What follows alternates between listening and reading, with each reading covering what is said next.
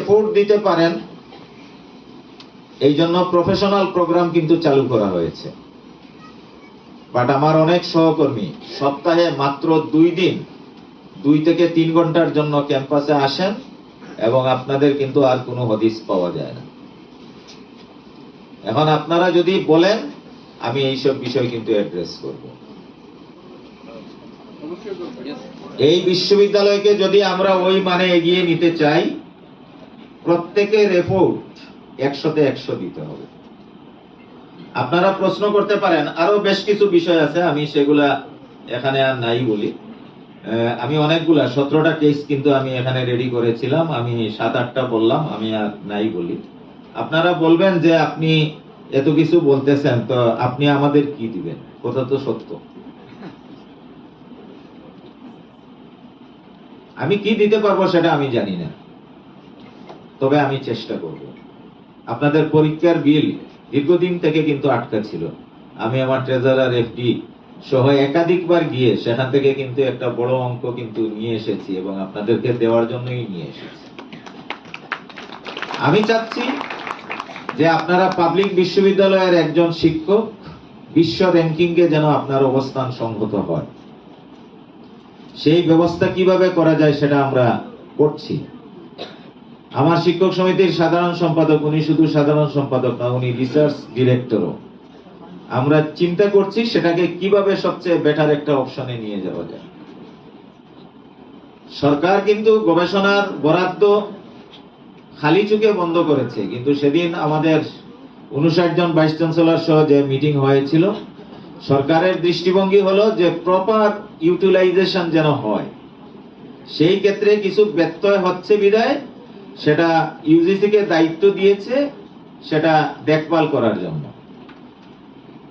আমরা যদি proper research ওয়ার্কটা সম্পন্ন করতে চাই, তাহলে সেই ক্ষেত্রে আমাদের গুণগত যে মান নিশ্চিতকরণের দরকার, আমি রিসার্চ ডিরেক্টর, আমরা মিলে এটাকে কিভাবে আরো প্রসারিত করা যায় আমরা সেই চিন্তা করছি। এবং ইতিমধ্যে আপনারা দেখেছেন যে টাকা অনেকের অ্যাকাউন্টে গিয়েছে, যদিও অ্যামাউন্ট খুবই কম, এটা আরো কিভাবে বৃদ্ধি করা যায় আমরা সেই ব্যবস্থাই করছি।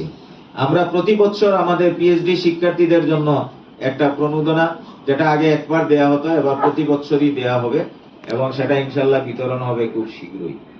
আমরা আমাদের সনদ উত্তোলনের শিক্ষার্থীদের সহজলভ্যতার কথা চিন্তা করে আগামী 19 তারিখে সেই সাইট উদ্বোধন করব।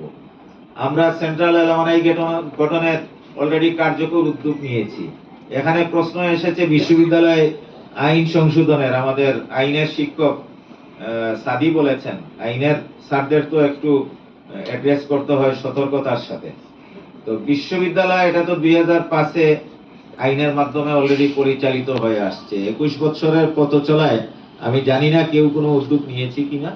আমরা আমাদের বিদ্যমান আইনের অসামঞ্জস্যতা এবং আইনের পরিপূর্ণতার জন্য একটি কমিটি করেছি এবং ইতিমধ্যে 4 থেকে 5টি সভা অলরেডি অনুষ্ঠিত হয়েছে এবং সেখানে 2 জন প্রো ভাইস চ্যান্সেলর থেকে শুরু করে সেখানে প্রশাসনিক বিকেন্দ্রীকরণ এবং কিভাবে আরো বেটার মানে আইন নিশ্চিত করা যায় আমাদের কল্যাণে, সেই লক্ষ্যে আমাদের কমিটি কাজ করছে এবং ইনশাআল্লাহ খুব শীঘ্রই তা আমরা উপস্থাপন করব। 2019-এ পাশ হওয়া অর্গানোগ্রাম, সবাই আমরা দায়িত্বশীলতার কথা বলি। আমি ধন্যবাদ জানাই আমার সহকর্মী যারা কাজ করেছেন এখানে। আমরা সেটা সিন্ডিকেটে পাশ করে অলরেডি সেটা জমা দিয়েছি, 3টি সংবিধি জমা দিয়েছি এবং আরো যে সমস্ত হ্যাঙ্গিং বিষয় আছে সেই বিষয়গুলা যেন হ্যাঙ্গিং না থাকে আমরা সেটা করার চেষ্টা করব। আর আমরা সেদিন আমাদের ডিন মহোদয়, চেয়ারম্যান মহোদয়দের নিয়ে মিটিং করেছি। আইনের ব্যত্যয় হয় এই ধরনের কোনো কাজ আমরা হতে দিব না। এই জন্য সর্বাগ্রে আপনাদেরকে সহযোগিতার হাত প্রসারিত করতে হবে।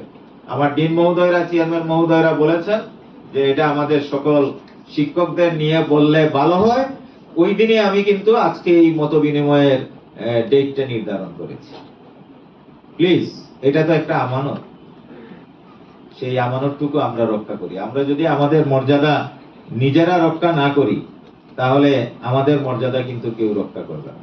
আপনি বিশ্ববিদ্যালয়কে র্যাঙ্কিং এ উঠানোর স্লোগান দিচ্ছেন, সেই আমদাদ স্যারের সময় থেকে ওয়েবসাইট হালনাগাদকরণের জন্য, তথ্য হালনাগাদকরণের জন্য এখানেও কোনো প্রচেষ্টা নাই, যা করা হয়নি।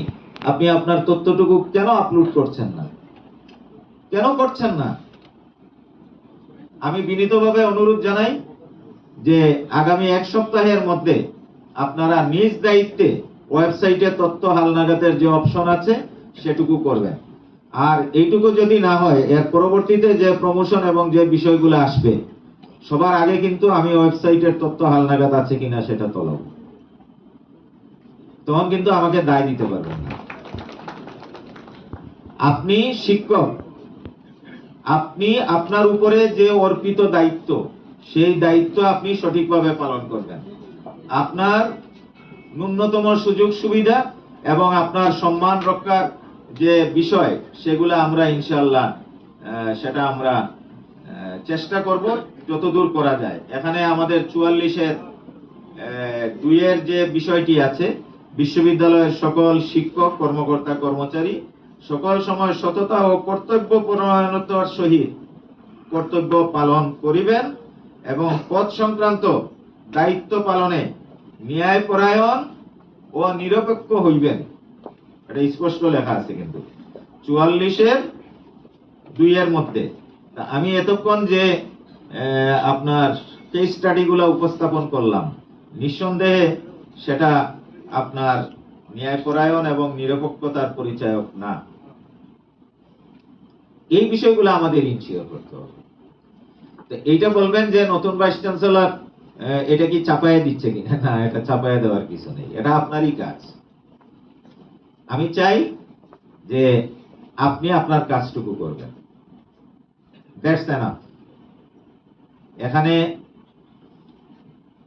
ভিন্নতার প্রশ্ন আসতে পারে, এখানে অন্য প্রবাহের প্রশ্ন আসতে পারে, আসতেই পারে। সেটা আমার কাছে মুখ্য কোনো বিষয় না।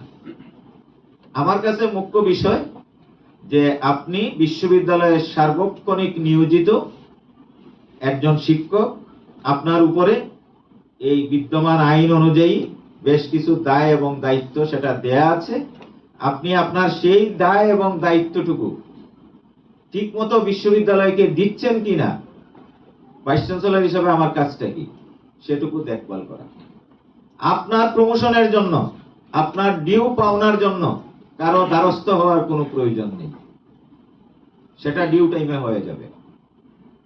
এই যে বিষয়গুলো আমি এতক্ষণ বললাম, এখানে যেন অফিসিয়াল কোনো জটিলতা তৈরি না হয়, সেই লক্ষ্যে ইতিমধ্যে আমরা আন্তঃবিভাগ সমন্বয় সভাও করেছি এবং সেটা প্রতিনিয়ত করতেই থাকবো। আপনার ফাইল যদি অহেতুক কোথাও 1 ঘন্টা আটকা থাকে, তার জবাবদিহিতা কিন্তু আমি আমার কর্মকর্তাদের থেকে আদায় করব। আপনারা ছুটির আবেদন করেন, প্রয়োজন হইতেই পারে, আমারও হইতে পারে, সেটা একটু যথা নিয়মে করেন। আপনি ছুটি নিয়ে অলরেডি শ্রীলঙ্কা চলে গেছেন, 3 দিন পরে যদি ফাইল আমার কাছে যায়, তো আমার যেটা হয়েছিল আপনার ক্ষেত্রেও কিন্তু সেটা যদি কেউ করে, তো দায় দিবেন কারে? একটু সচেতন হতে হবে, প্লিজ, একটু সচেতন হতে হবে। আমরা ডিফারেন্ট যে অপিনিয়ন আছে, always we respect different opinion, different views, different ideology, and different identity. This doesn't mean that you will not fulfill your responsibility to establish your different opinion. আপনি ভিন্ন মত পোষণ করতেই পারেন, ডাজন্ট ম্যাটার, বাট এই ভিন্ন মত পোষণ যেন আপনার দায়িত্ব পালনের ক্ষেত্রে ব্যারিকেড সৃষ্টি না করে, আমি সেটুকু চাই। and I promise that I will never seek dissent, but always I will seek to find out whether my university is being harmed or our works being disrupted due your neglect of duty. Mind it. আর সর্বশেষ যেটুকু বলতে চাই, আমরা সবাই আমাদের উদ্দেশ্য একটাই, সেটা হলো we want to instill and ensure a spirit of work. আমরা এটাকেই সবার আগে অগ্রগণ্য করব, যে spirit of work among everyone. এই ক্ষেত্রে কোনো পার্থক্য নাই। আমরা সবাই মিলেই জগন্নাথ, বিকজ আমাদের স্লোগানই হলো টিম জগন্নাথ। তো টিম জগন্নাথ যদি তার উদ্দেশ্য এবং তার টার্গেটে পৌঁছাতে হয়, টিমের মেম্বার হিসেবে সবাইকে কিন্তু সলিড পারফরম্যান্সটা ঢেলে দিতে হবে। পারফরম্যান্স যদি সত্যিকার অর্থে মাঠে ঢেলে দেয়া না যায়, তাহলে কিন্তু আমরা আগাতে পারবো না, আমরা হেরে যাব। তো আপনারা সবাই মিলে আমাকে যে জাহাজের নাবিক করেছেন, জাহাজ যদি গন্তব্যে পৌঁছাতে হয়, আপনাদের প্রত্যেককে কি করতে হবে? সহযোগিতা করতে হবে। নৌকায় উঠে আপনি যদি শুধু খালি গোড়াগড়ি দেন, নৌকা কিন্তু যে কোনো সময় ডুবে যেতে পারে। ডুবলে শুধু নাবিক মরবে না, আপনিও মরবেন।